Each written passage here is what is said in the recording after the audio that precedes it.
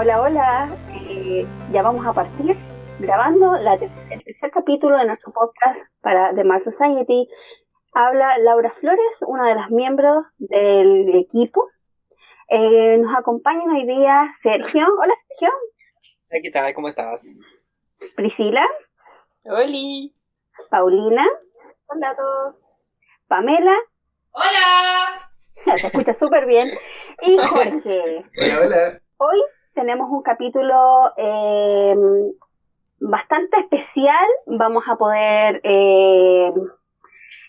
hablar de la ecuación de Drake. ¿Y qué es la ecuación de Drake? ¿Y cuál es la opinión en realidad? Porque esta ecuación se presta para muchos debates, pero para los que no sepan, ahora les vamos a introducir y definir de qué se trata esta ecuación con Jorge, ¿cierto? Jorge, te paso el mando. Bueno, yo les voy a hablar un poquito de la ecuación de Drake, una ecuación que es más o menos famosa, por lo menos dentro de la comunidad relacionada con astronomía o astrobiología. Ha salido o ha sido nombrado en varias películas. Y la gracia de esta ecuación es que da una estimación del número de civilizaciones tecnológicamente avanzadas que pueden haber en la galaxia. Básicamente es eso. Y es una ecuación bien simple y por eso muchas veces tiene muchos detractores. Quizás la mayoría de nosotros somos detractores. Es sencilla en cuanto a su formulación, pero cada uno de los parámetros, la estimación de cada uno de los parámetros con los cuales se calcula, es como lo más difícil y muchas veces un real desafío. Entonces, ¿cómo son los parámetros? Vamos diciendo los parámetros, sí. Uno por uno. El primer parámetro es la tasa de promedio de formación estelar por año en nuestra galaxia. Es un parámetro, sí, es un parámetro más bien de carácter astronómico, por así decirlo. Es un dato conocido y se tiene, o sea, tú buscas en un paper y te dan la tasa dependiendo de en qué parte del universo tú estés, o sea, en el espacio, porque claro, tenemos el Big Bang y ahí se desarrolla. Sí. Las distintas galaxias, y a medida que va pasando el tiempo tienen distintas tasas de desarrollo. Nosotros estamos en la Vía Láctea que tiene su propia tasa de formación de estrellas. Ya. Si no me equivoco es 10 a la 8. Creo que sinceramente son 10 estrellas por año. Esa es la tasa de creación de la Vía Láctea. Ya, solo de la Vía Láctea. Solo de la Vía Láctea. Claro, ya, okay. Igual es importante que es de la Vía Láctea. Ya. Sí. ¿Por qué es de la Vía Láctea? Básicamente porque ya incluso comunicarse con alguna civilización, si es que existiera en otra galaxia, es muy difícil. Incluso ya dentro de la propia Vía Láctea es como uno está estirando harto el chicle y es complicado. Entonces, básicamente poder ver si es que dentro de nuestra vecindad hay civilizaciones avanzadas. Sí. Ya. El segundo término. ¿Del primero nadie más quiere agregar algo? No. Es como el único que se tiene un valor así como... Yo quería preguntar, en realidad, porque desconozco, el otro día conversando con un astrónomo especialista en galaxias, me decía que una tasa de formación de una estrella en una galaxia en realidad es bastante mezquino y bajo. Sí. Pero a mí, entre 1 y 10, si 10 es lo que se estima para la galaxia, nuestra galaxia, sí, me parece que también es un número bajo. ¿Qué quiere decir? Que ¿acaso la Vía Láctea también va en descenso en la creación y formación de estrellas? ¿Alguno de ustedes conoce ese dato? Desde el Big Bang, las primeras galaxias que se formaron desde el Big Bang, esas tienen alta tasa de generación de estrellas. Por cierto, está todo el material inicial en un espacio menor y tienen mayor posibilidades de condensarse. A medida que van pasando los años en el espacio, entonces, y tenemos la expansión además. Entonces las estrellas y las galaxias se van separando mucho más. Ahora, nosotros en la galaxia que estamos tenemos estrellas de hasta tercera o cuarta generación. Entonces quiere decir que son estrellas que ya sucedió un abuelo, una estrella abuela, un hijo de un hijo. Entonces todo ese material ya no es el mismo para poder condensarse de tal forma de que se produzcan nuevas estrellas. Esa es la razón. Entonces, por eso, en la galaxia que nosotros estamos, la tasa de creación de nuevas estrellas es muy bajita. No así en un principio del universo. O sea, el medio se empobrece, el de material. Exacto. Ya. Súper.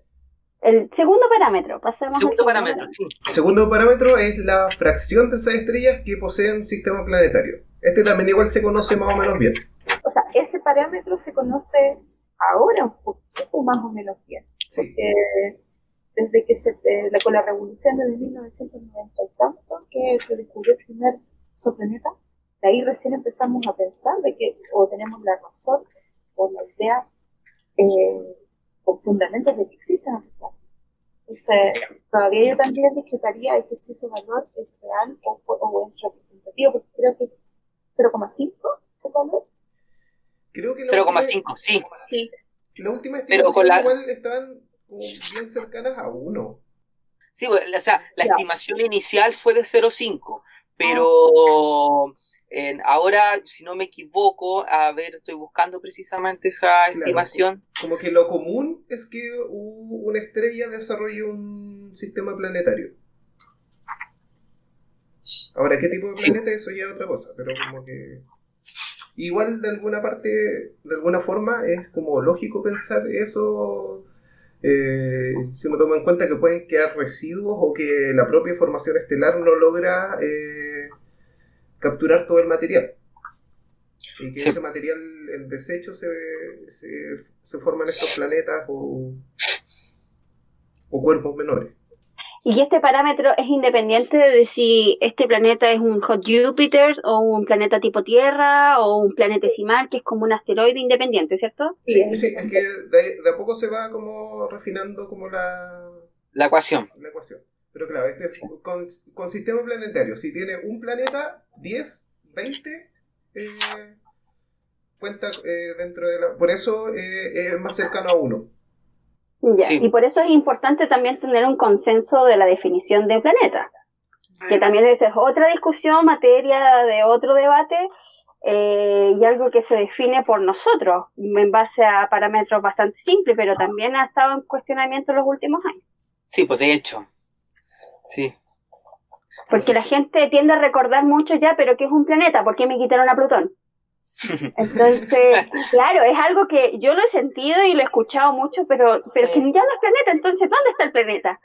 Y al final son parámetros bastante simples que nos basamos también en lo que conocemos de los cuerpos del sistema solar. Entonces eso lo proyectamos a otros lugares, independiente de eso, es que tenga algún cuerpo menor que esté orbitando alrededor. Sí. Ya. Es que claro, básicamente siempre para hacer ciencia en general uno tiene que tomar lo que conoce. Claro. Entonces, claro, ahí se van refinando en el fondo todas las definiciones y también, y es súper heavy cómo le chocó a la gente el tema de que a Plutón lo hayan sacado. A nosotros igual nos hicieron hartas preguntas, se sentían como indignados cuando fuimos a la actividad que hicimos hace poco. Sí. Y nos preguntaban, pero ¿y Plutón? ¿Qué pasa? Y nosotros igual les decíamos, o sea, en realidad la definición cambió, pero el planeta sigue ahí. Y como que la gente creía que lo habían sacado. No, sí, eso es algo que suele pasar. A mí me pasa con los alumnos que muchas veces preguntan, pero entonces Plutón ya no está.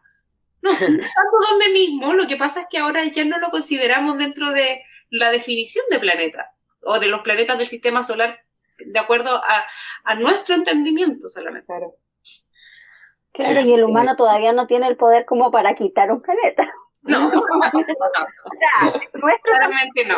Pero, claro. Sí. No, pero es increíble, o sea, que en el fondo el cambio de definición hizo pensar de que lo habían sacado del lugar. Y en el fondo, yo siempre digo que le dieron una categoría incluso más importante, porque como se empezaron a descubrir tantos cuerpos más allá de la órbita de Plutón, en el fondo hay que definir una nueva categoría y a medida que nosotros vayamos aumentando en tecnología, aumentando en resolución de los instrumentos, obviamente que vamos a ir encontrando más cosas y todas estas definiciones también van a ir evolucionando. Sí, exactamente. ¿El tercer término? El tercer término es el número de planetas por sistema solar que tienen un ambiente apto para la vida. O que están, Ya, por ejemplo, en la zona de habitabilidad. de habitabilidad. Ya. Sí, y acá en un Ya. principio también se tenía poca información, pero ahora, de a poco en los últimos años, en el último par de años, yo creo que esto se ha podido definir mucho O mejor. sea, tal como decía la Paulina, de que en 1995 empezamos a conocer sobre estos nuevos términos, porque ese fue el año en que se descubrió el primer planeta extrasolar.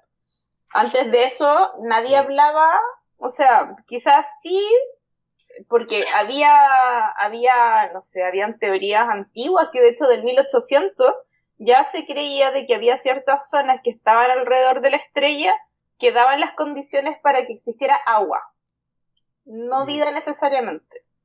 Y Agua el líquida. agua, claro, el agua líquida. Entonces se toma como también una definición en el fondo de que porque tiene que existir agua, o sea, porque existe agua, puede que aumenten las probabilidades para que exista vida. Pero eso no quiere decir que exista, en el fondo. Claro, entonces aumenta la probabilidad solamente, pero Sí, no claro. quiere decir de que porque haya agua va a haber vida.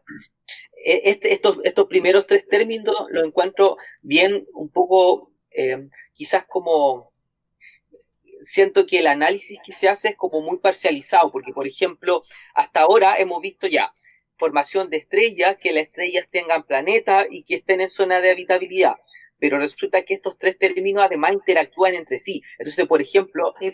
uno de los problemas que veo en la ecuación es que no incorpora, por ejemplo, el hecho si una estrella es parte de un sistema que sea binario. ¿Cachai? Claro. Pero es que ahí hay un tema, porque la ecuación, ahí les voy a contar la historia de la ecuación de Drake. La ecuación de Drake parte en los años 60 aproximadamente. Esto fue un tema que impulsó, de hecho, Carl Sagan y Frank Drake se conocían, y lo que ellos querían hacer era motivar a la comunidad científica de la época a hablar de existencia de vida en otros planetas. Y como una forma de motivarlos para que hubieran más estudios al respecto, se crea esta ecuación como una probabilidad de que exista vida inteligente. De hecho, es más complicado todavía, porque en el fondo están apuntando a vida inteligente, algo que en esa época era un tema, yo siempre lo digo, como ciencia ficción absoluta.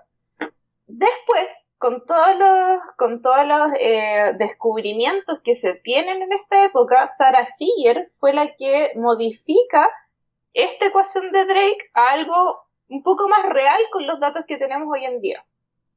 Entonces, si bien la ecuación de Drake hay mucha gente que la toma en serio, muy en serio, y que trata de ver esto como cada uno cada una de las variables es parte de una investigación para ciertas personas, no necesariamente quiere decir de que sea tan real. Sí, No sé si me no, entiendes.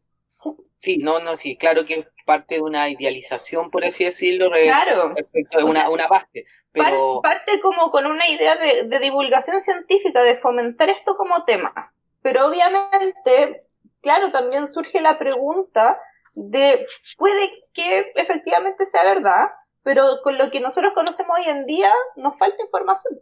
sí, no sé, claro, pero por ejemplo ahí habría que hacer, no sé, a incorporarle algún término para que haga, por ejemplo, un filtro entre lo que son las estrellas y los planetas, por ejemplo.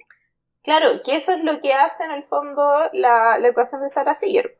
Que Sarah Sí. Seager empieza a hablar de claro, por ejemplo, me fui totalmente por lo que están hablando, pero ahí sí habla, por ejemplo, del tipo de estrella, o Tipo de la- habla si son planetas rocosos, la zona habitable o no, etcétera. Son Yo parámetros más quería conocidos. volver al tema y además incorporar otra variable que se está hablando ahora, pero no en el mainstream, no en la línea principal de investigación, sino que en forma paralela, es la zona que la habitabilidad se tiene que definir definitivamente, en donde el agua está líquida, no hay otros factores, por ejemplo, la zona de habitabilidad, pero respecto como al carbono también, dónde están los compuestos orgánicos concentrados. Además, Los meteoritos también vienen a responder porque no necesariamente van uno a uno con lo que se observa astronómicamente hablando. La ubicación de ciertos objetos menores también habla y también está mostrando de que en realidad la situación aquí no es tan fácil como decir, bueno, en este sector, en esta franja, donde está más o menos a una distancia de la Tierra, como una distancia de su estrella, quiero decir. Claro. Es que de hecho ese es un tema, yo no sé, es súper complejo a medida que uno lo empieza a estudiar, porque en el fondo hay que partir por algo. Claro. Por ejemplo, hay que partir, no sé, si nosotros creamos misiones espaciales para encontrar nuevos planetas, ¿dónde buscamos esos planetas? ¿Dónde buscamos? Todo esto finalmente es lo mismo que hablábamos recién de las definiciones. Esto es una definición, que Claro. finalmente es la más simple. En el fondo, el proceso es básicamente ir constriñendo la información, constriñendo Claro. las zonas a poder ir focalizando las cosas. Bueno, de hecho, el tema de la zona habitable es súper interesante porque primero partió como la distancia, o sea, primero que nada la zona habitable es la región que está alrededor de una estrella. Depende de la estrella, porque depende de la temperatura de la estrella. Estamos pensando de que esta zona habitable es el lugar donde se va a encontrar agua líquida. Pero también hay que empezar a ver parámetros que son internos del planeta. Entonces hay que ver que no solamente basta la cantidad de radiación que le llega a este planeta, sino que también qué hace el planeta con esa radiación. Y si tiene procesos internos. E incluso si tiene, la otra vez veía una cosa que era como el tipo de órbita, porque la zona habitable se dice que es una zona circular alrededor de la estrella, pero ¿qué pasa si el planeta tiene una órbita mucho más elongada? Entonces pasa por ciertas épocas en esta zona habitable y quizá en otras épocas no. ¿Deja de ser habitable?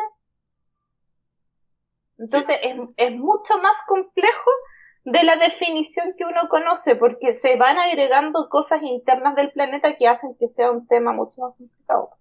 Sí.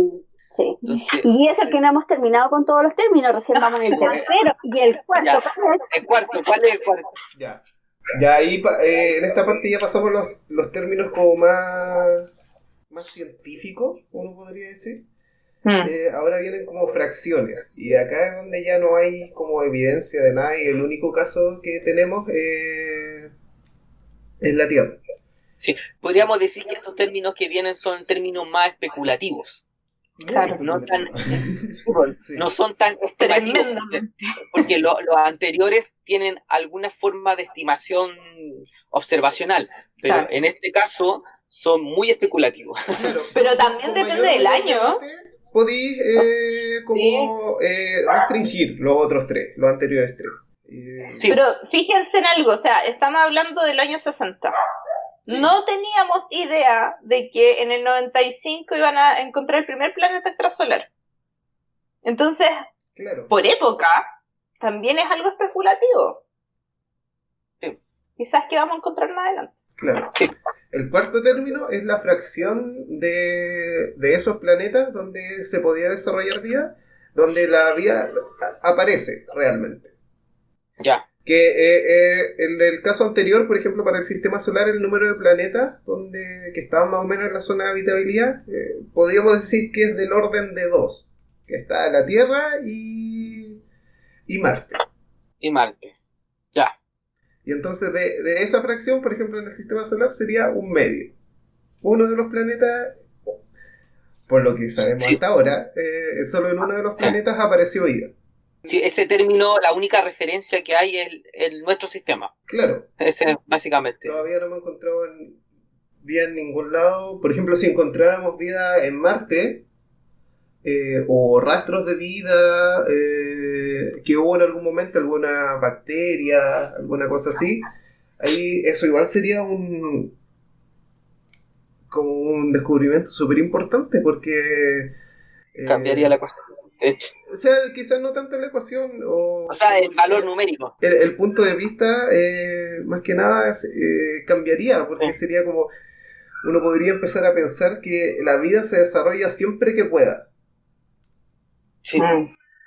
Quiero agregar otra cosa al debate, porque dice, la definición es la fracción de planetas donde la vida aparece, pero tú también dices se desarrolla, o sea, si es por contaminación y sabiendo que los humanos han enviado a distintos lugares, ponte tú, que en Marte hay contaminación y aparece la vida, La vida se está desarrollando y se adaptó a Marte. Y por ejemplo en Venus también, si bien no está en la zona habitable, pero existe la probabilidad de que en la atmósfera podrían haber microorganismos felices de la vida nadando. Claro. Entonces, en ese aspecto, ¿eso es la fracción en donde la vida como aparece en forma autóctona o se desarrolla vida ya sea por contaminación o propia del lugar?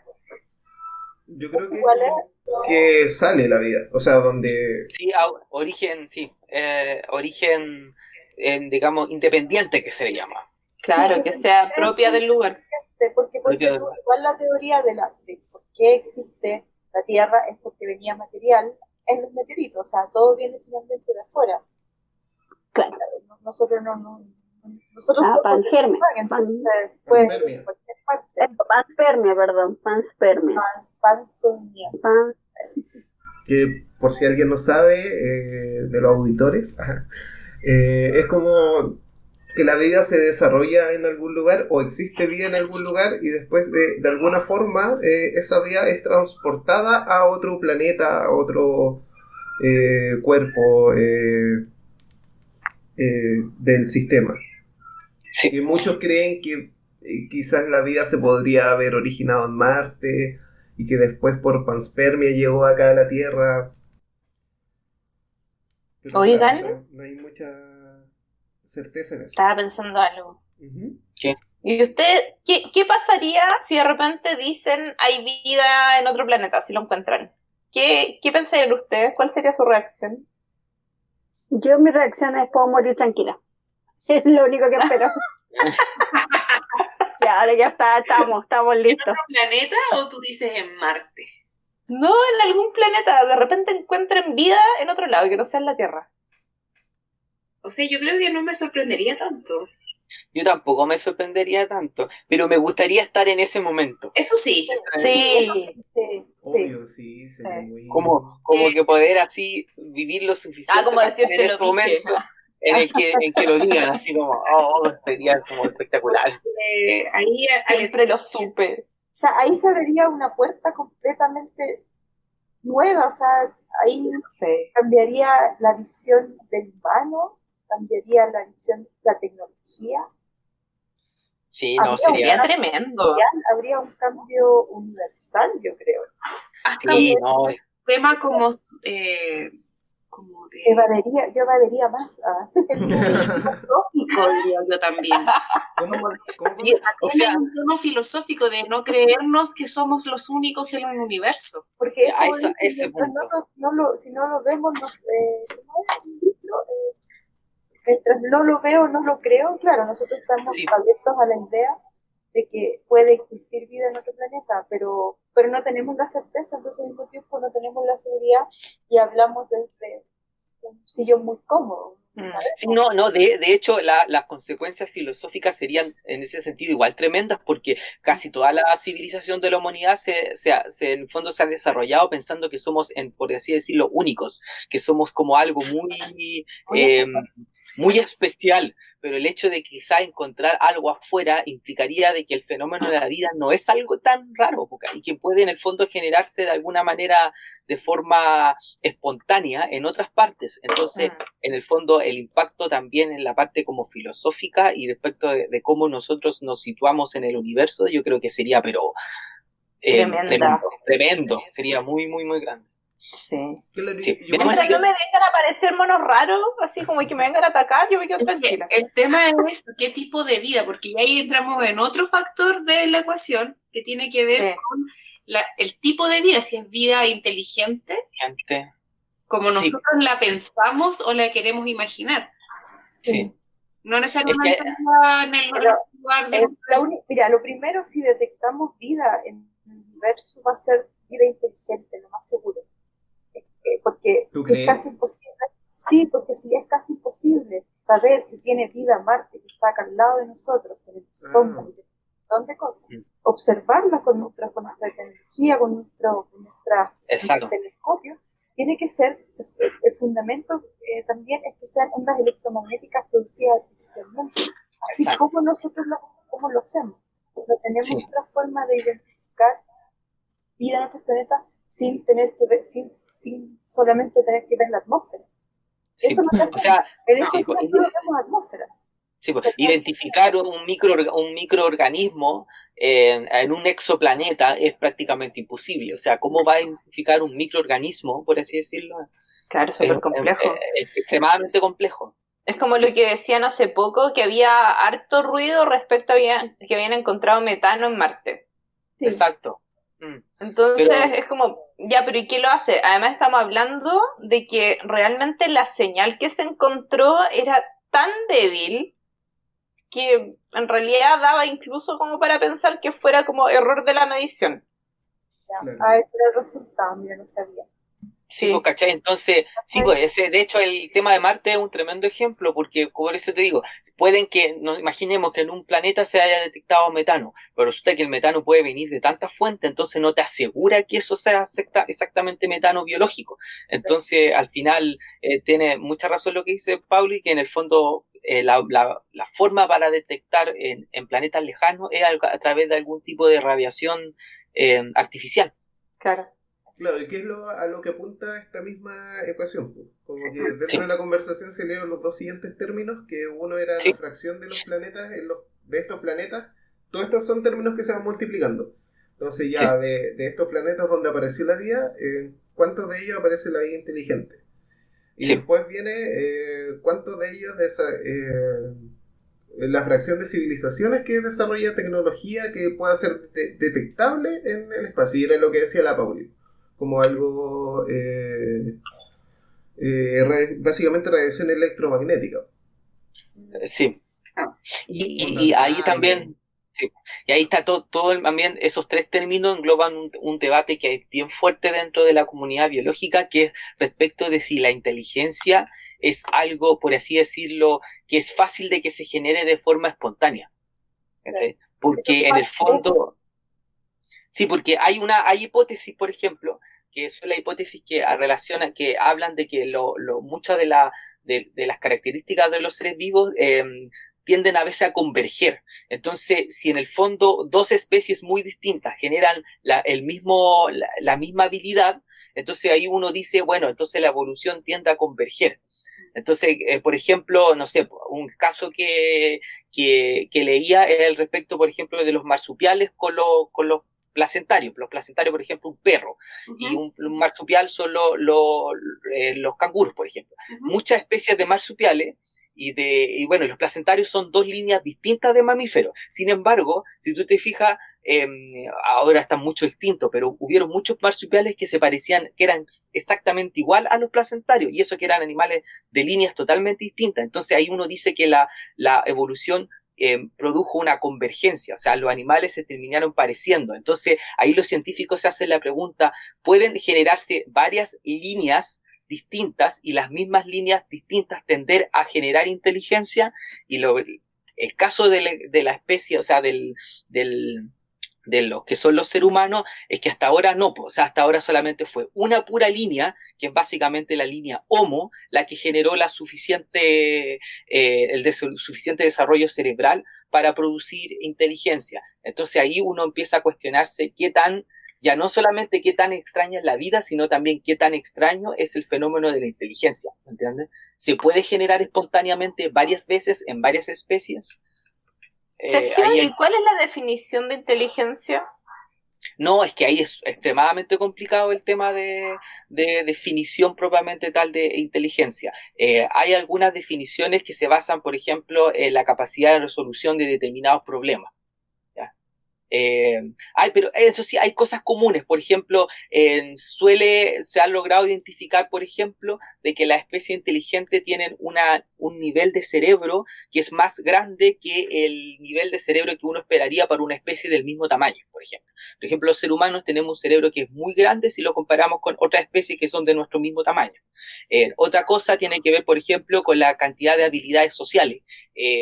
Las especies que tienen mayor nivel de inteligencia son especies que son sociales, no son especies que solas, por así decirlo. Y eso, por ejemplo, es súper fácil de ver. Los delfines, por ejemplo, los delfines son muy inteligentes y son sociales. Y además tienen un cerebro que es más grande respecto del tamaño promedio de animales parecidos a los delfines, ¿cachai? Entonces, pero no hay una definición, digamos... Claro, Pero por pero muy eso, inteligente, perdón, por muy inteligente no le da para generar y mandar señales al espacio Exacto. para que sean detectadas por alguien más. Exacto, entonces ahí viene el problema. La pregunta es si ese nivel de inteligencia es algo que es espontáneo o es algo que de verdad es un fenómeno extremadamente raro. ¿Ya? Entonces, No, y también lo otro que hay que considerar es si es que toda civilización inteligente va a desarrollar de alguna forma esta comunicación o va a generar una señal de ondas electromagnéticas. o sea, que tenga... o sea, que tenga la motivación de hacerlo. Exacto. Claro, Sí, sí, que tenga la motivación de hacerlo. claro, En y el caso Puede del... que sea una sociedad totalmente distinta, entonces Sí. su única, o son tan elevados quizás que no necesitan buscar porque ya saben que existe. Sí. No, de hecho, eso también hace plantear la pregunta a nosotros. La pregunta es ¿por qué lo hacemos? ¿Cachai? Claro. O sea, en el fondo también eso deriva nuevamente una pregunta filosófica de que ¿por qué hacemos eso? ¿Por qué tenemos esa necesidad de tener que tener contacto con otra cosa? Porque si esa necesidad no existiera, bueno, no lo haríamos, por lo tanto no podríamos identificar si existe algo afuera o no. Entonces, ¿esa necesidad es fruto de la inteligencia? O sea, ¿puede haber alguien inteligente sin la necesidad de tener que comunicarse con otra cosa externa? Entonces, Bueno, como les decía quizás antes, eso de saber todas estas respuestas al final solo las vamos a saber cuando realmente encontremos vida en otro lugar, si es que la Sí. llegamos a encontrar, porque Exacto. es tan difícil responderlas que no lo sabemos hasta que encontremos algo con que poder compararnos. Sí, Ah, sí. Es casi una pregunta de un ciclo cerrado en que no podemos hacer muchas preguntas porque se nos acaba. Sí. Bueno, al final vemos que la ecuación tiene harto, es simple, pero es para un amplio debate. ¿Y cuántos términos quedan? queda Eh, solo uno, que es como cuánto se demora esta civilización en generar esas señales. Porque si lo En el pensamos, en el mismo caso en el fondo del género humano, desde que surgió el ser humano inteligente no era en su minuto capaz de emitir ciertas señales al espacio. No, claro, por Sí. ejemplo, se le llama nuestra sociedad inteligente los últimos 100 años. O sea, Claro. que podemos emitir. Exacto. Entonces, ahí dice y hay un estudio por ahí que dice que nuestra sociedad como tal son de 100 a 150 años. Vamos a Sí. poder emitir, o sea, una sociedad o una inteligencia que nos da muy poquito. O sea, nos quedan Sí. pocos años para poder encontrar algo y de ahí se acaba nuestra civilización. Claro. Imagínate, de la estadística, o sea, en la estadística. Sí. Si lo consideramos desde el origen del ser humano, son 250.000 años, Claro, pero pero de desarrollo la inteligencia suficiente para poder emitir. sí, pues, o sea, de hecho, después viene cuántos años respecto a formar civilización, y esos son 10.000 años nomás. Y de civilización con tecnología son 100 años, o sea, es como... Bueno, Ahora no deja de ser rápido el proceso, o sea, de generación de tecnología. hay una paradoja, no sé si han escuchado la paradoja de Fermi. Claro. Sí. Ahí está la paradoja, donde dice ya, si existe inteligencia lo suficientemente, claro, inteligencia lo suficientemente capaz, ya hubiesen atravesado de punta a punta nuestra galaxia. Si ya atravesaron de punta a punta nuestra galaxia, ¿por qué nosotros no tenemos, si han venido para acá, no tenemos la tecnología? Como Pauli no se te escuchó lo último bien. Lo que pasa es que si existe la tecnología y es lo suficientemente inteligente esta sociedad, ya atravesaron de punta a punta la galaxia. O sea, Sí. ya existe. ¿Por qué entonces ya manejan lo que es el viaje de larga distancia? Entonces, ¿por qué nosotros todavía no la conocemos si esa civilización ya existe? Y si existió o ya pasaron por acá y no había nadie todavía. O sea, es Sí. como es una paradoja. O sea, Sí, bueno, hay 3 respuestas para eso. Pues una es efectivamente que no existe nada. claro. La otra es que también puede que ellos no quieran comunicarse. También. Esa también es una cosa. Y la otra también podría ser... ¿qué otra? Que no quieren ser detectados. o que no quieren ser detectados, Que exacto. son lo suficientemente avanzados para vernos o cosas Pero- así, pero que nosotros no seamos capaces de detectarlo. Wow, son súper inteligentes. Wakanda. Wakanda cualquiera.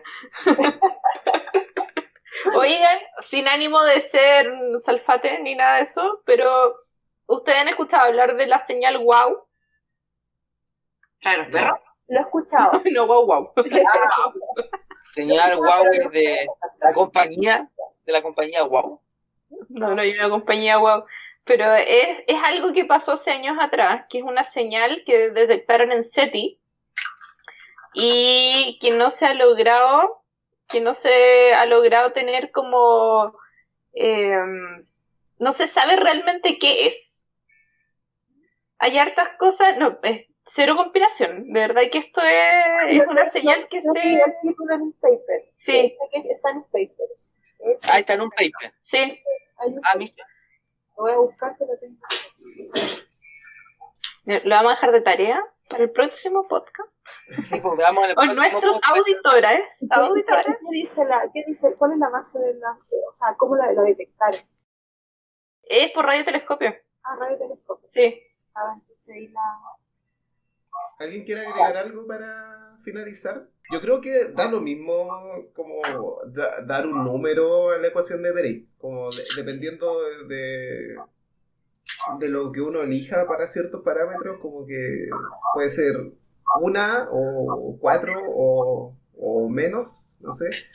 En un principio creo que se había establecido que podía haber un par de civilizaciones en la galaxia inteligente, tecnológicamente inteligente. Pero en los últimos años cada vez esto va siendo como menos auspicioso y como que está más apuntando hacia que quizás estemos solos en el universo. Bueno, de hecho el resultado que da la ecuación de Drake con los números que se dan es de 20. 20. Yo acá Cada tengo galaxia.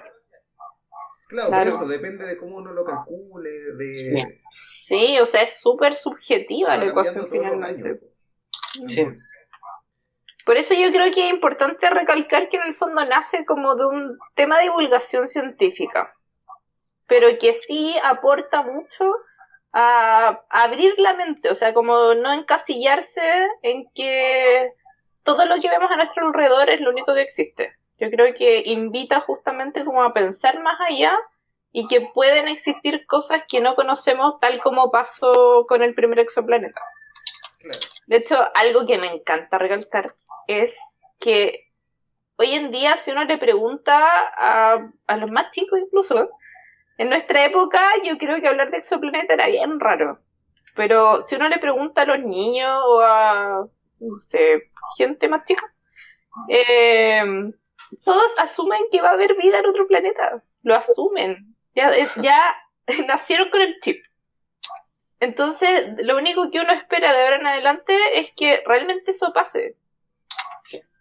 Pero también empieza, también como lo que decían, o sea, si llevamos tantos planetas descubiertos, ¿por qué todavía no encontramos vida? ¿Será un tema de que no tenemos la tecnología necesaria para poder encontrarla realmente?